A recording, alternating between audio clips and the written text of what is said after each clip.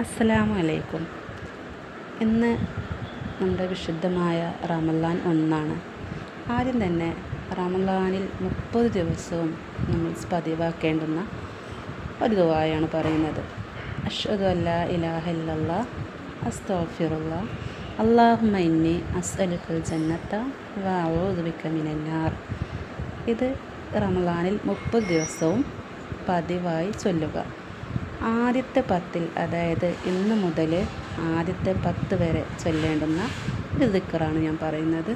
അല്ലാഹുമ്മ റഹ്മനി യാ അർഹമർ റാഹിമീൻ. ഇത് നമ്മൾ ആദ്യത്തെ 10-ൽ എല്ലാ ദിവസവും പതിവാക്കുക. ഇതിനൊക്കെ ഏറ്റവും വലിയ പ്രതിഫലമാണ് അള്ളാഹു നമുക്ക് നൽകിയിട്ടുള്ളത്. ഇനി രണ്ടാമത്തെ 10-ലേക്ക് പ്രവേശിക്കുമ്പോൾ നോമ്പ് 11 മുതൽ നമ്മൾ ചൊല്ലേണ്ടുന്ന ഒരു ദിക്റാണ് ഞാൻ പറയുന്നത്. അല്ലാഹുമ്മ അഗ്ഫിർലി ദുനൂബി യാ റബ്ബൽ ആലമീൻ. എത്രത്തോളം നമുക്കിത് പതിവാക്കാൻ പറ്റുന്നോ അത്രത്തോളം നമ്മുടെ പാപങ്ങൾ അള്ളാഹു പുറത്തു തരും. അതിനു വേണ്ടിയിട്ടുള്ള ഒരു ദുആവും കൂടിയാണിത്. ഇൻഷാ അല്ലാഹ് ഇത് പതിവാക്കുക. ഇനി അവസാനത്തെ 10 അതായത് നോമ്പ് 21 മുതൽ നമുക്ക് പതിവാക്കേണ്ടുന്ന ദുആയാണ് അല്ലാഹുമ്മ അഅ്തിഖ്നി മിനന്നാർ വഅദ്ഖിൽനിൽ ജന്നത യാ റബ്ബൽ ആലമീൻ.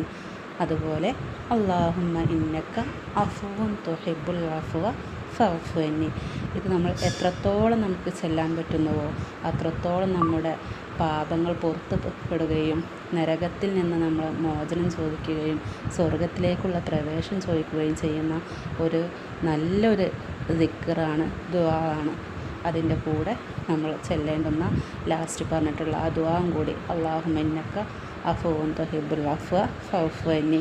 ഇനി ഇതെല്ലാം കൂടി ഷോർട്ടാക്കിയിട്ട് ആദ്യത്തെ 10-ലും രണ്ടാമത്തെ 10-ലും മൂന്നാമത്തെ 10-ലും പതിവായി ചൊല്ലേണ്ടുന്ന ദുആ ഞാൻ ഇതിലേക്ക് കൊടുത്തിട്ടുണ്ട്. ഇൻഷാ അല്ലാഹ് എല്ലാവരും പതിവാക്കുക. നമ്മുടെ പാപങ്ങളൊക്കെ അള്ളാഹു പുറത്തു തരുമാറാകട്ടെ.